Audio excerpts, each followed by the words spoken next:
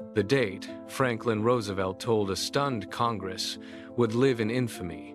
On the morning of the 7th of December, 1941, some 350 Japanese aircraft came out of the Sunday dawn over the American naval base at Pearl Harbor, Hawaii, and in less than 2 hours they sank or crippled 18 warships, destroyed nearly 200 planes, and killed some 2,400 Americans. The battleship Arizona blew apart and took 1,100 men down with her in a single instant. It was one of the most stunning tactical victories in the history of warfare and, as its own architect quietly suspected, one of the most catastrophic strategic blunders any nation has ever made. For Japan had struck out of desperation as much as ambition. For 4 years it had been bogged down in a brutal, unwinnable war in China, and its dream of a Pacific empire ran on oil it did not possess. When Japanese troops pushed into Indochina in 1941, the United States, Britain, and the Dutch answered with an embargo that severed 4/5 of Japan's oil at a stroke. Tokyo's generals saw only 2 roads before them: crawl back out of China in humiliation, or seize the oil of the Dutch East Indies and the rubber of British Malaya by force. They chose to lunge south, and because the American fleet at Pearl Harbor could strike their flank as they did it, Admiral Yamamoto insisted they smash that fleet first. Yamamoto, who had lived in America and studied at Harvard, held no illusions about the country he was about to wake. "I can run wild for 6 months," he warned his own government. "But after that, I have no confidence." He was proved right on every count. Pearl Harbor did not cow the United States. It enraged it and united it. And within 4 years, American industry and the atomic bomb had ground his empire into ash. But the deepest consequence of that Sunday morning was felt an ocean away. Before Pearl Harbor, America was a nation at war with itself over whether to fight at all. Roosevelt loathed the fascists and had been feeding Britain arms for 2 years, but a deep and stubborn isolationism held the country back. No president could send an army to Europe against the will of a people determined to stay out of Europe's war. Pearl Harbor ended that argument in a single morning. 4 days later, Adolf Hitler, honoring his pact with Tokyo, declared war on the United States as well, and the most powerful industrial nation on earth was hurled, whole and undivided, into the war against Nazi Germany. Everything that followed the liberation of Western Europe, the ruin of the Reich, the American century itself flowed outward from the decks of those burning battleships. But our world is only one of many.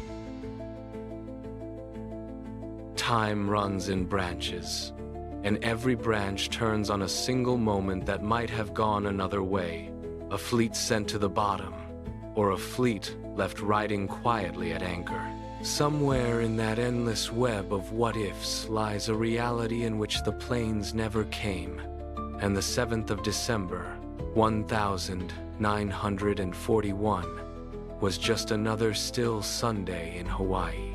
Let us cross over and follow that world to its end. The moment of divergence comes in the war councils of Tokyo in the autumn of 1941. In our timeline, the decision was made to gamble everything on crippling the Americans in one blow. In this one, the doubters carry the argument Yamamoto's own warning that Japan could never survive a long war against American industry becomes the reason not to start one. Japan will still lunge south for its oil and rubber. It will still fall upon the Dutch East Indies and British Malaya, but it will not touch the United States. No bombs fall on Pearl Harbor. No troops land in the American Philippines. Tokyo makes the coldest of bets, that Franklin Roosevelt cannot lead an isolationist America into war to defend the empires of Britain and Holland, that no American mother will surrender her son for the sake of Singapore or Sumatra. And the bet, at first, pays, for the gamble is a shrewd one.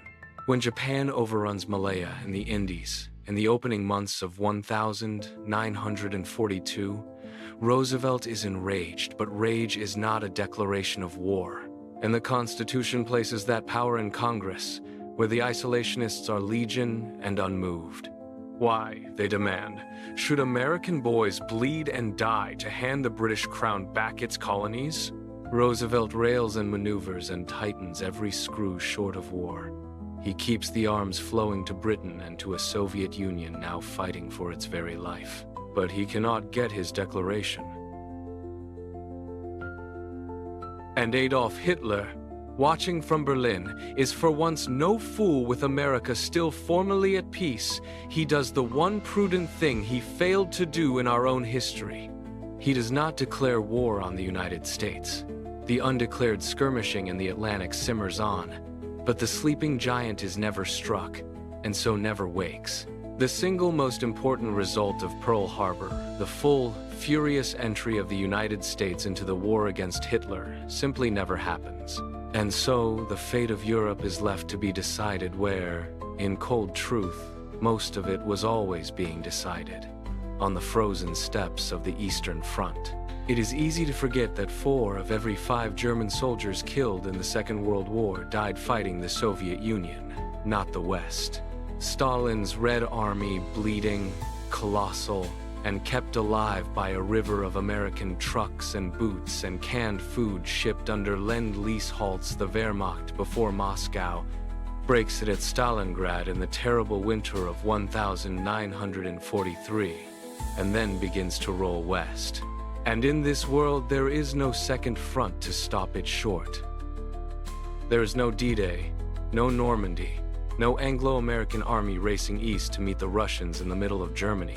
There is only Britain, unbroken but far too weak to storm the continent alone, and the Red Army, grinding forward month after month and year after bloody year.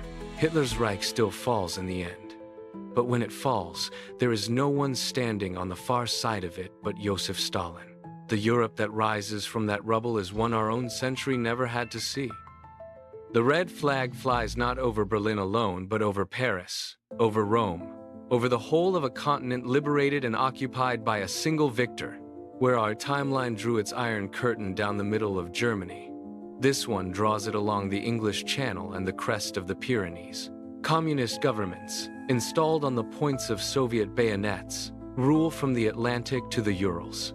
Britain, exhausted and alone, becomes a beleaguered island fortress off the shore of a Soviet-dominated continent, clinging across the ocean to an America that let the whole balance of the old world tip, without firing a shot, into Stalin's waiting hands.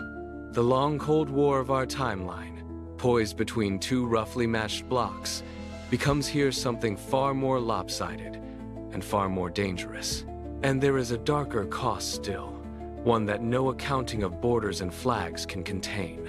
In our timeline, the death camps were overrun and shut down across 1944 and 1945 by armies closing in from both the east and the west. In this timeline, there is no Western army, and the war in the east grinds on longer and bloodier for the lack of any second front to hasten the German collapse. Every additional month that the machinery of the final solution keeps running is counted in tens of thousands of human lives.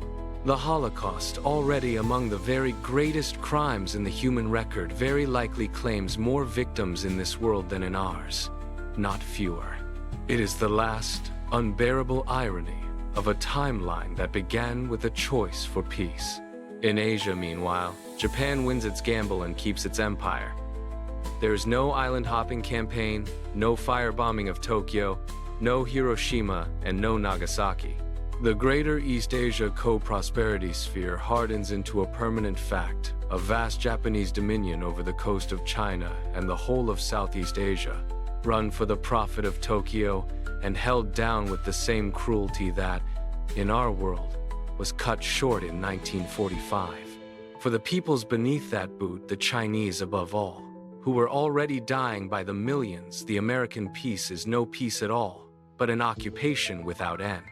And the atomic bomb, which the frightened scientists of the Manhattan Project build anyway, out of terror that Hitler will build it first, is never used in anger against a city. Whether that is a mercy or a curse is not so simple as it first sounds. A world that never saw the white flash over Hiroshima, that never learned in its very bones precisely what these weapons do to a city full of living people, may be a world that reaches for them far more casually the next time the temptation comes around. And what, in the end, of America itself, the nation that kept its sons at home, the war that in our timeline remade the country from the inside, never comes here. There is no vast mobilization to finally break the back of the Great Depression. No 16 million men under arms. No roaring expansion of the factories that turned the United States into the arsenal and then the master of the world. The wrenching social changes the war forced upon the nation do not arrive, or arrive only slowly and late.